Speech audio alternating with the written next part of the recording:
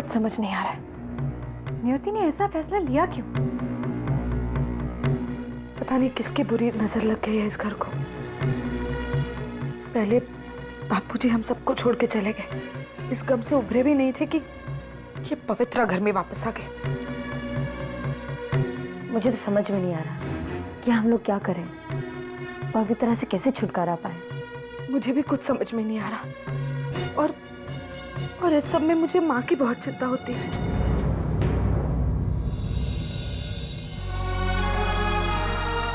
सरस्वती,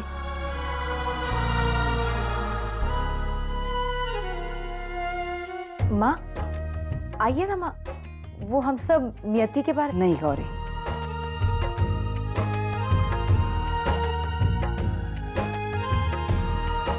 अपनी चिंता मत छिपा मुझसे। मैं मेरी बेटियों के चेहरे पर चिंताओं की लकीर नहीं बल्कि खुशी देखना चाहती हूँ। मैं नहीं जानती नियति ने जो फैसला लिया है वो सही है या गलत, लेकिन इतना तो मैं जरूर जानती हूँ कि तुम्हारे बापूजी अभी भी हमारे साथ हैं, हमारी छत्र छाया बने हैं। आज तक बुरे से बुरे हालात में उन्होंने हमारी रक्षा की थी ना, तो आज के बाद भी हर समस्या में वो हमारी रक्षा जरूर करेंगे। हाँ माँ, हमें भी इस बात पे पूरा यकीन है। हम सब मिलकर सामना करेंगे किसी भी हालात का। हाँ माँ, और हर मुश्किल पर जीत भी पाएंगे, क्योंकि हम जानते हैं माँ, बापूजी का आशीर्वाद हमारे साथ हमेशा रहेगा।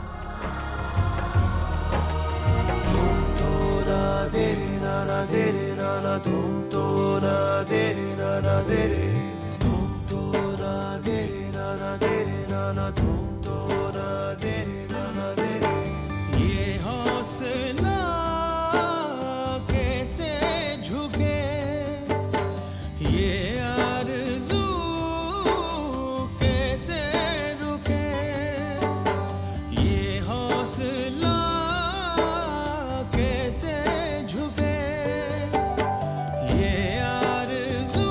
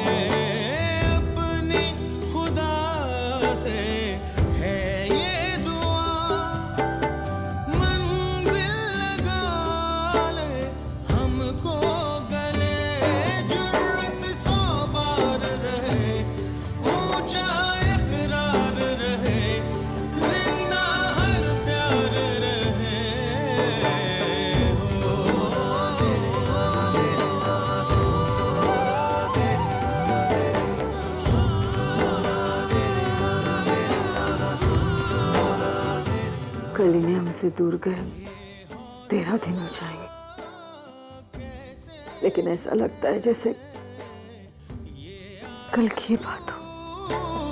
कैसे रुके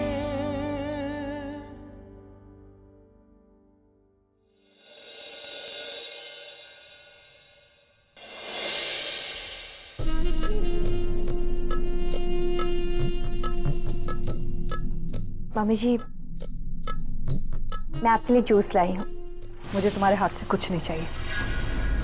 ऐसा मत कहिए मम्मी जी, मैं जानती हूँ जो बहू का प्यार मुझे आपसे पहले मिला था वो अब नहीं मिल सकता, लेकिन मेरा यकीन कीजिए। यकीन और तुम पर? ऐसा यकीन तो तुम हमें कई बार दिला चुकी हो। अब मुझे इन बातों से कोई फर्क नहीं पड़ता। लेकिन नमन को तो फर्क पड़ता है।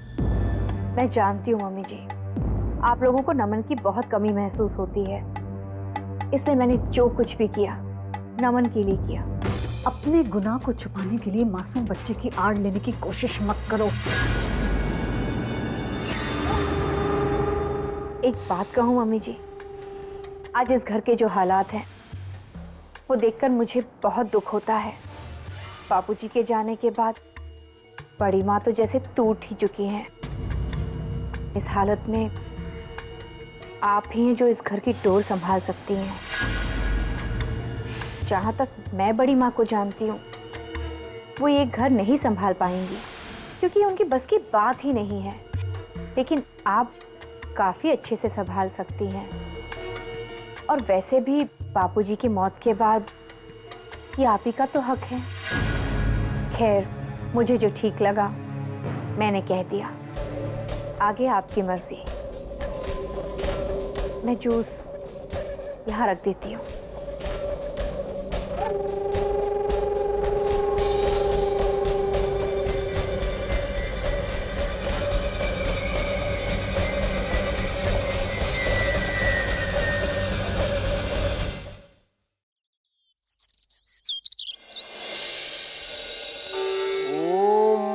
अपवित्रः पवित्रो वा सर्वावस्थागतोऽपि वा या स्मृत पुंडरीका संसावम्यावंतर शुचि। इसके बाद आप हाथ जोड़ लें। देवताभ्य पितभ्यस्य महायोगिभ्यो च नमः स्वाध्याय स्वाहाय नित्यमेव नमो नमः। साधुरेषु यत् स्मरणादेव विष्णोः सम्पूर्णं स्यात् तेषु देहे यस्य स्मृत्या च नामोऽप्या तपो यज्ञक्रियादिषु न्यूनं सम्पूर्णतां याति सद्यो वन्दे तम् अच्युतम्। ॐ नमो भगवते वासुदेवाय। ओम शांति शांति शांति। ईश्वर इनकी आत्मा को शांति दे। बेटे, आज से इस घर की जिम्मेदारी तुम्हारे कंधों पर है।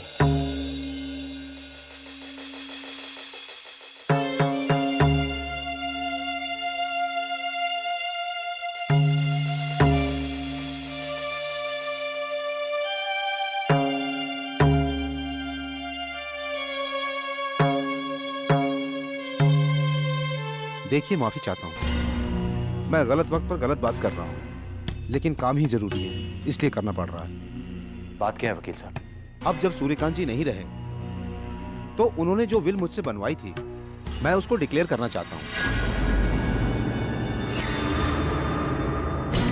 विल? सूर्यकांत का वारिस तो युवराज ही है। लेकिन जो लीगल फॉर्मेलिटीज है उसे पूरा करना मेरा फर्ज है। अब बहुत जल्द सब कुछ युवराज के नाम हो जाएगा और मैं फिर से इस घर की रानी बन जाऊंगी। माफ कीजिए वकील साहब, लेकिन हम नहीं चाहते कि इन हालात में और इस वक्त ये विल पड़ी जाए। सरस्वती सही कह रही है, इसमें पढ़ने वाली क्या बात है। हम सब जानते हैं कि इनके जाने के बाद जायदाद पर हक युवराज का ही है। ठीक है, जैसा आप सब उचित समझें। विल का सबके सामने पढ़े जाना बहुत जरूरी है। अब देखिए बड़ी माँ, वकील साहब सिर्फ अपनी ड्यूटी कर रहे हैं और आज नहीं तो कल विल तो पढ़नी है। तो बेहतर तो यही होगा कि आज सबके सामने विल पढ़ लें। ठीक है। वकील साहब, आप विल पढ़ सकते हैं।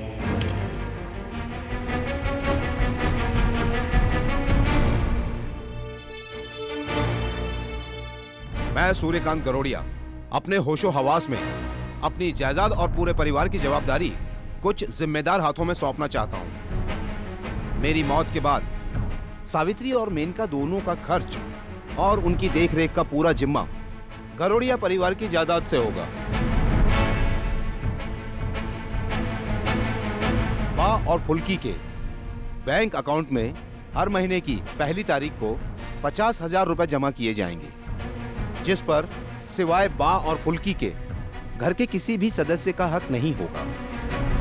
फैक्ट्री और ऑफिस के कामकाज की पूरी जिम्मेदारी दो काबिल कंधे हसमुख और क्षितिज को सौंपता हूं।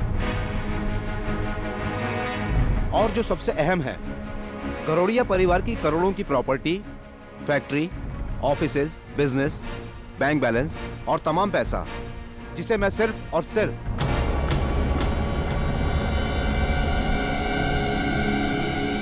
मेरी पांचों बेटी सरस्वती, गौरी, दुर्गा, लक्ष्मी और जाह्नवी के नाम करता हूं।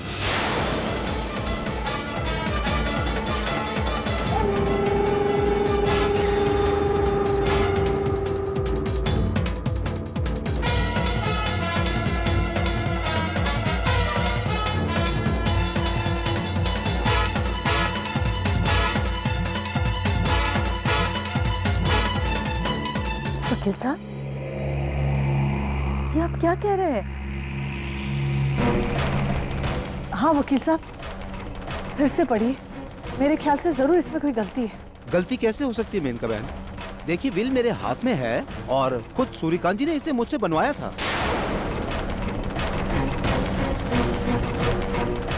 वो ऐसे विल कैसे बनवा सकते हैं? वो युवराज के सबसे ज्यादा करीब थे, चाहते थे वो युवराज। मेरा इस बिल पे यकीन नहीं है। हमारी यकीन करने या ना करने से कुछ नहीं होता। अब तो बिल बन चुकी है। विल जो भी हो बुआ, हम उसे नहीं मानते। सब कुछ युवराज का ही। देखिए, हम तो कुछ नहीं कर सकते, पर एक बात जरूर कहूंगा कि ये विल कोर्ट में रजिस्टर हो चुकी है। अब ये लीगल डॉक्यूमेंट है, इसे फॉलो ना करना कानूनन अपराध होगा। पर सब कुछ मेरी बहनों के नाम कैसे हो सकता है? लॉयर ने तो कहा था कि पापा मरते वक्त अपनी पूरी जायदाद मेरे नाम पर ट्रांसफर करना चाहते थे। ये रही आपकी विल।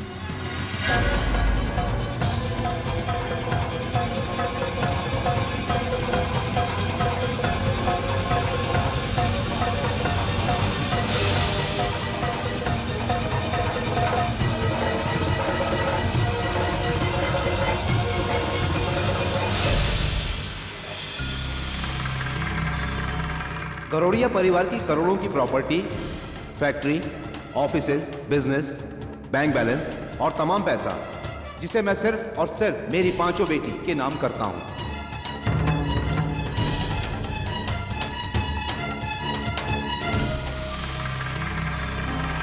युवराज, क्या कह रहा था वो वकील? देखो युवराज, विल में जरूर कोई ना कोई गड़बड़ हुई है। तुम तो कह रहे थे कि सब कुछ तुम्हारे नाम होगा, तो फिर इन बहनों के नाम कैसे हो गए? वो मुझे पता नहीं कचरी, वकील ने तो मुझे ऐसा ही कहा था। तो सोच क्या रहे हो युवराज? जाकर वकील से बात करो, शायद कुछ पता चल जाए। ठीक है वकील साहब, वो मैं आपसे पापा के विल के बारे में बात करना चाहता था।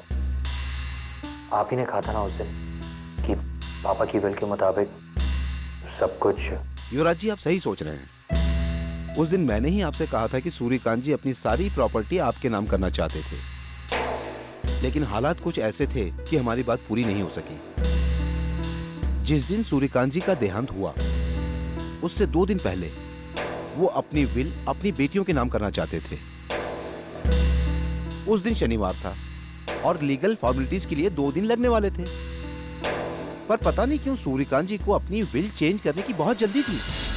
सो फॉर्मेलिटीज जल्दी पूरी करने के लिए मैंने स्टैम्प पेपर पे उनके सिग्नेचर ले लिए थे। सूर्यकांत जी का जिस दिन देहांत हुआ उस दिन वो मुझसे नई विल के बारे में बात करना चाहते थे, पर तकदीर ऐसी कि वो कभी वापस नहीं आ सके।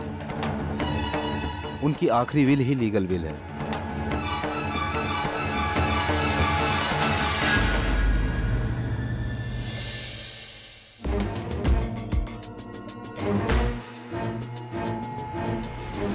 क्या हो रहा है, मेरी तो कुछ समझ में नहीं आ रहा है।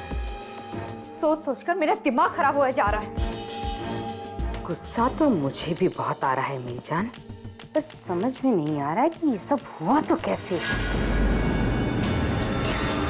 पता तो मुझे भी कुछ नहीं है।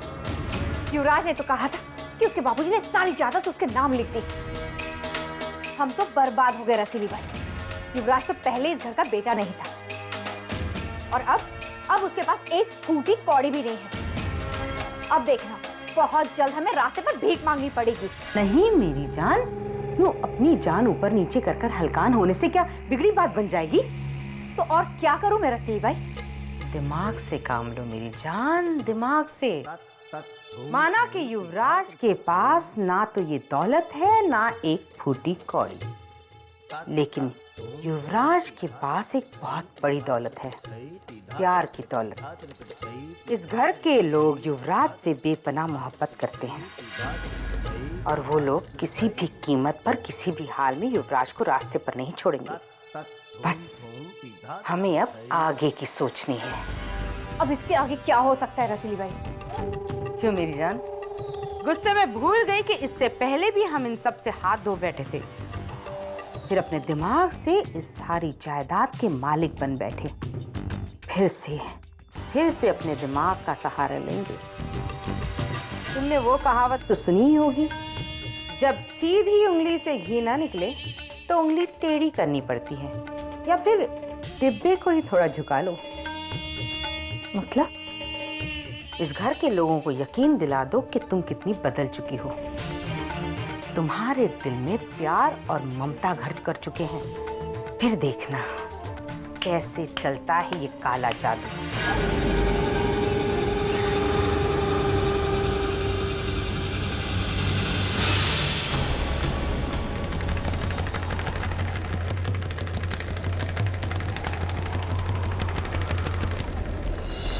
तुम्हें पैसे नहीं मिलेंगे। मेरी प्रॉपर्टी सिर्फ मेरी बेटियों में बराबर बांट दी जाए। युवराज को इसमें से कुछ भी न मिले।